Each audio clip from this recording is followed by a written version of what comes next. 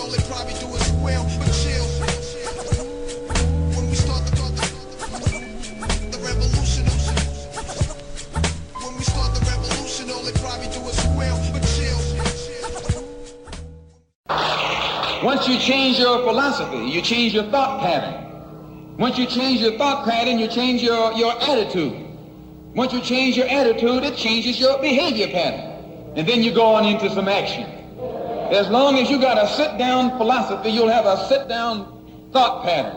And as long as you think that old sit-down thought, you'll be in some kind of sit-down action. They'll have you sitting in everywhere. It's not so good to refer to what you're going to do as a sit-in. That right there castrates you. Right there it brings you down. What goes with it? Think of the image of someone sitting. An old woman can sit. An old man can sit. A chump can sit. A coward can sit. Anything can sit. Well, you and I have been sitting long enough, and it's time today for us to start doing some standing and some fighting to back that up.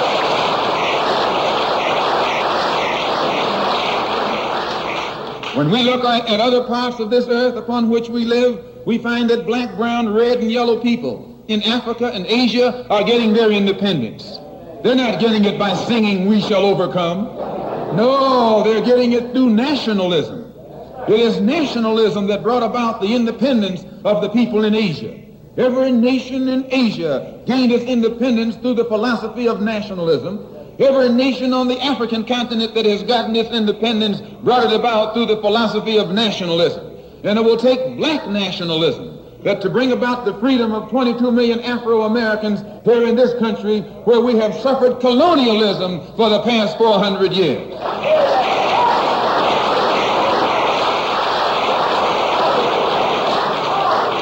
America is just as much a colonial power as England ever was. America is just as much a colonial power as France ever was. In fact, America is more so a colonial power than they, because she's a hypocritical colonial power behind it.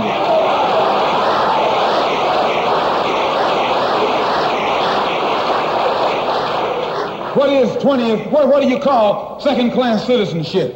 Why, that's colonization. Second-class citizenship is nothing but 20th century slavery.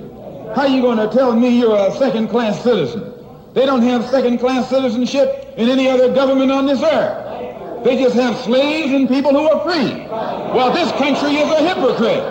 They try and make you think they set you free by calling you a second-class citizen. No, you're nothing but a 20th century slave.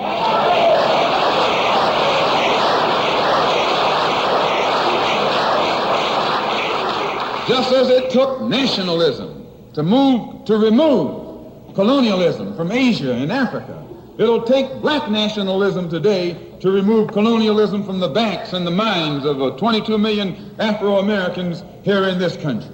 Looks like it might be the year of the ballot or the bullet.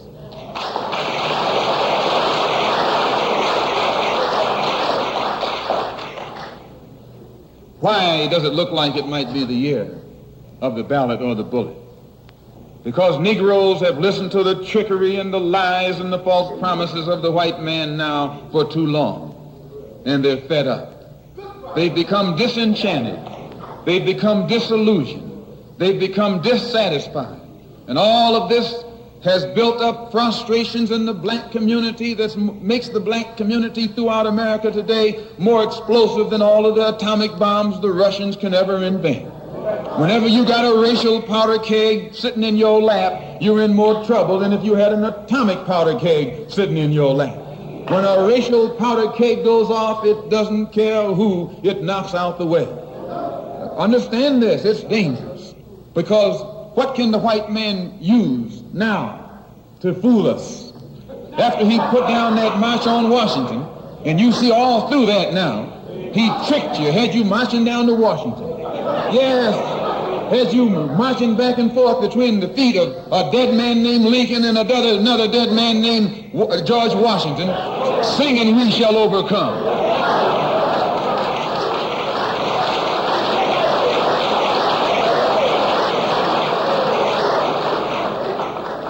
He made a chump out of you. He made a fool out of you. He made you think you were going somewhere, and you end up going nowhere but between Lincoln and Washington. So today our people are disillusioned. They've become disenchanted. They've become dissatisfied. And in their frustrations, they want action. You'll see this young black man, this new generation, asking for the ballot or the bullet. That old Uncle Tom action is outdated. The young generation don't want to hear anything about the odds are against us. What do we care about odds?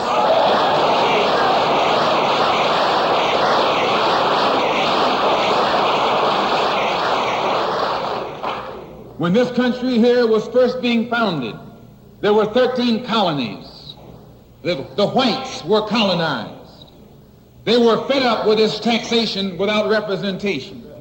So some of them stood up and said, liberty or death. Though I went to a white school over here in Mason, Michigan. The white man made the mistake of letting me read his history books. He made the mistake of teaching me that Patrick Henry was a patriot.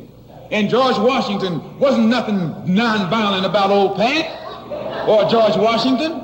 Liberty or death was what brought about the freedom of whites in this country from the English.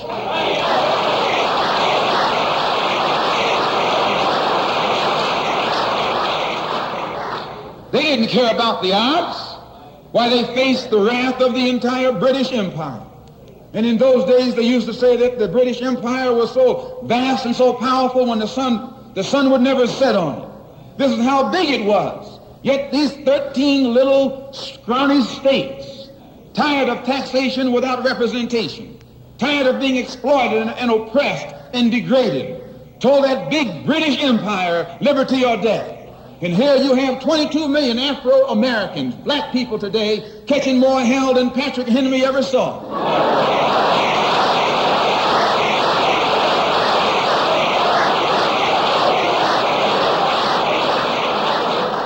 And I'm here to tell you, in case you don't know it, that you got a new generation of black people in this country who don't care anything whatsoever about odds.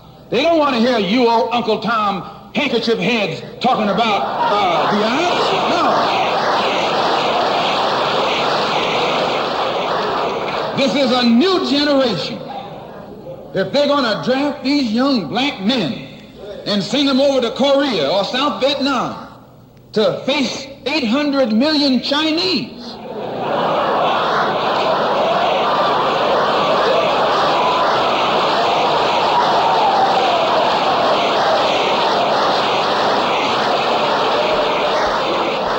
if you're not afraid of those odds, you shouldn't be afraid of these odds.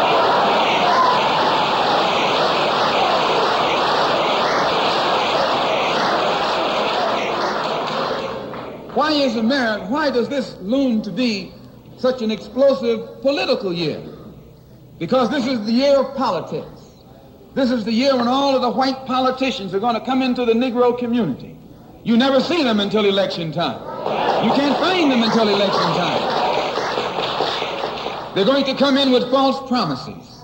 And as they make these false promises, they're going to feed our frustrations. And this will only serve to make matters worse.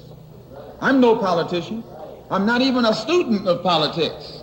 I'm not a Republican, nor a Democrat, nor an American, and got sense enough to know it.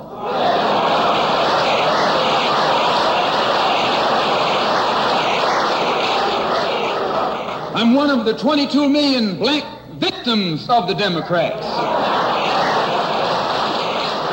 One of the 22 million black victims of the Republicans, and one of the 22 million black victims of Americanism.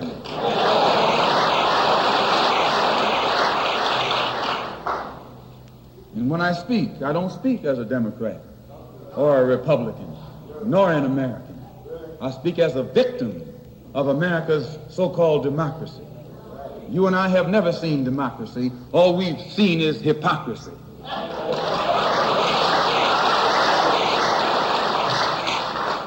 When we open our eyes today and look around America, we see America not through the eyes of someone who has enjoyed the fruits of Americanism. We see America through the eyes of someone who has been the victim of Americanism. We don't see any American dream. We've experienced only the American nightmare. We haven't benefited from America's democracy. We've only suffered from America's hypocrisy. And the generation that's coming up now can see it and are not afraid to say it. If you go to jail, so what? If you're black, you were born in jail.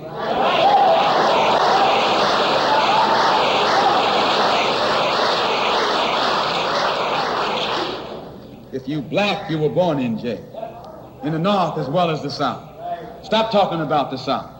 Long as you south of the Canadian border, you're South.